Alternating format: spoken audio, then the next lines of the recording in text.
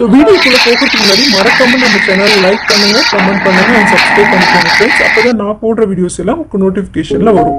நம்மள நிறைய பேர் வந்து பார்த்தீங்கன்னா வாஷிங் மிஷின் வந்து வச்சிருக்க மாட்டோம்.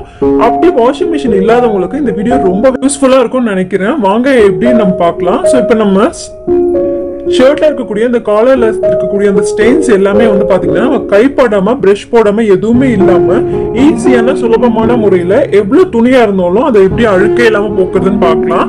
அதுக்கு ஒரு பக்கெட்ல கொஞ்சமா கை பொறுக்கிற அளவுக்கு சூடா இருக்கக்கூடிய வெதுவெதுப்பான தண்ணி எடுத்துக்கோங்க.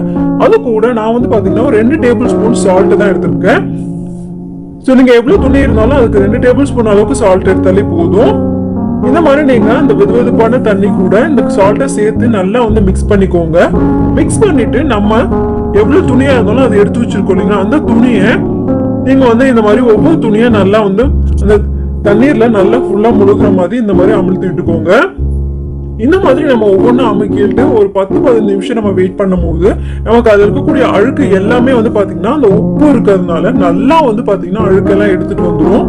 ஸோ நீங்க ஒயிட் ஷர்ட் ஆகட்டும், வேஸ்டி, அந்த மாதிரி எதுவா இருந்தாலும் இந்த மெத்தட்ல நீங்க ட்ரை பண்ணி வாஷ் பண்ணும்போது ரொம்ப சூப்பராகவே எந்த ஒரு டிடர்ஜென்ட், எந்த ஒரு லிக்விடுமே, எதுவுமே பிரஷ், எதுவுமே சோப் எதுவுமே இல்லாம சூப்பரா நமக்கு கிளீன் ஆகி வந்துடும்.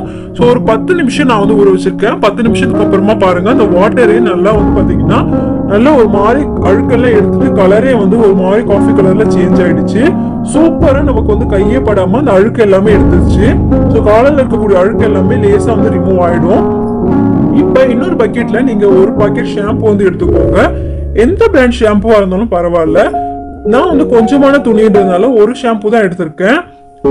ஸோ இந்த மாதிரி நீங்க ஷாம்பு எடுத்துட்டு அதுல வந்து நார்மலான வாட்டரே நீங்க வந்து ஊத்திக்கலாம், கோல்டு வாட்டரு.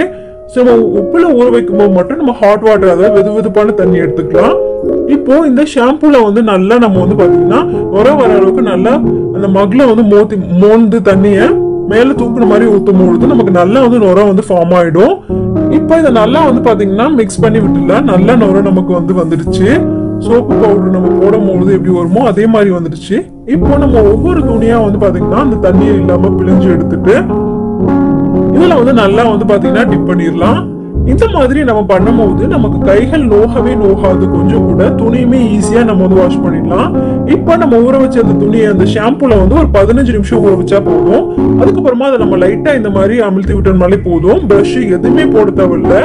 சூப்பரா குயிக்கா 3 நிமிஷத்துல நம்ம வந்து துணி மொத்தமே எவ்வளவு இருந்தாலும் துவைச்சு எடுத்துடலாம். ஸோ லைட்டா நீங்க பிழிஞ்சு எடுத்தீங்கனாலே போதும். ரொம்பலாம் அடிச்சு துவைக்கணும் அப்படின்றதுலாம் கிடையாது. ஸோ மொத்தமாவே நமக்கு ஒரு 20 நிமிஷம் தான் ஆகும். எவ்வளவு துணியா இருந்தாலும் டக்குன்னு துவைச்சு எடுத்துக்கலாம். ஸோ பாருங்க, நான் இப்ப எல்லா துணியுமே இந்த மாதிரி லைட்டா வந்து கும்மி எடுத்து போட்டுக்கிறேன், அவ்வளவுதான். இப்போ நீங்க ஆஸ் யூஷுவல் வந்து பாத்தீங்கன்னா எல்லா துணியுமே எப்படி அலசுவோமோ அதே மாதிரி அலசி எடுத்தாச்சு. இப்ப பாருங்க காலர்ல 1% கூட ஸ்டெயின் வந்து இல்லவே இல்ல.